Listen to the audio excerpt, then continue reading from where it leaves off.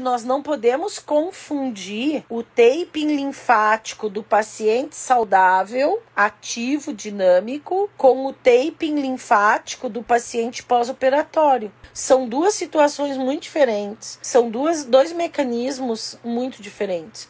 E aí esses mecanismos têm a ver com o conhecimento que a gente tem que ter de anatomia e fisiologia, pois onde é que está o meu tendão, onde é que está o meu ligamento, onde é que está o meu ventre muscular, se eu vou trabalhar em traumato-ortopedia. Eu tenho que ter esse conhecimento fisiológico anatômico, planos, né? E aí eu tenho que pensar o seguinte, que bandagem eu vou usar? Porque nós temos 3 bandagens elásticas. Nós temos a nossa bandagem elástica de algodão e elastano. Nós temos uma bandagem hiperelástica de lycra e nylon.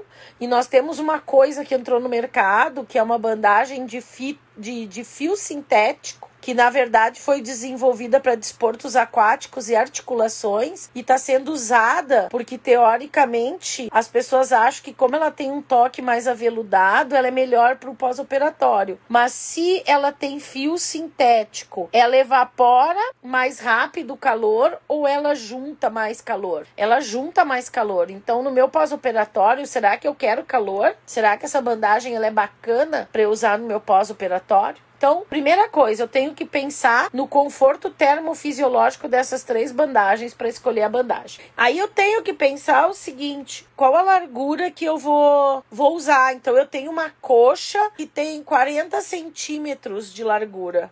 Se a minha fita tem 5 centímetros, se eu quero atingir 40, né, eu vou precisar de 8 pedaços de fita para cobrir a área daquela coxa. É certo? É matemática. Depois disso que a gente já definiu que a gente vai precisar de largura, se ela vai usar uma fita de 10 centímetros, 7,5, 5, qual é a fita que a gente tem disponível aí no Brasil, a gente vai pensar sobre uma coisa importante, que é o seguinte, qual o corte está indicado na literatura ou qual a técnica que eu quero fazer, e todos os cortes eles serão iguais, né? Se eu quero fazer um corte I ou um corte Y, um corte W para trabalhar com aquela fisiopatologia, né? Então eu vou escolher o corte. Depois, o que eu vou pensar? Eu vou pensar mecanicamente o que eu quero fazer. Algumas colocações, o sentido tanto faz. Mas algumas colocações, o sentido faz diferença, porque a gente favorece algumas coisas. Em outras colocações, dependendo do meu objetivo, que são aqueles que eu falei antes, né? Não faz diferença.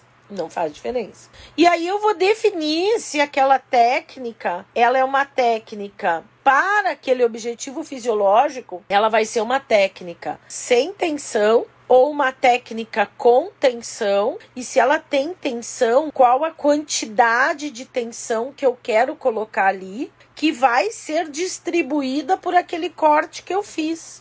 Então, isso, gente, é o conceito dela, de como eu falo, tá? Taping é uma ferramenta, como é a rádio, como é o ultrassom, como é o laser, como é qualquer ferramenta da estética, que cabe a mim, como profissional, saber regular os parâmetros. E no taping é a mesma coisa. Cabe a mim regular os parâmetros. Cabe ao cirurgião regular os parâmetros. Quanto ele vai lipar, quanto de gordura ele vai tirar, qual cânula ele vai usar, qual assistência para lipoaspiração ele vai utilizar. Esses são os parâmetros que o cirurgião escolhe. Quais são os parâmetros do anestesista? Qual substância, qual via? Quais são os parâmetros de quem vai fazer pós-operatório? Qual a estratégia, qual o peso da mão, qual a tensão da fita, se vai por fita, se não vai por fita. Então, isso é o que a gente tem que pôr na cabeça. Taping é uma ferramenta que tem parâmetros e cabe a gente ajustar os parâmetros de acordo com o objetivo fisiológico que a gente quer.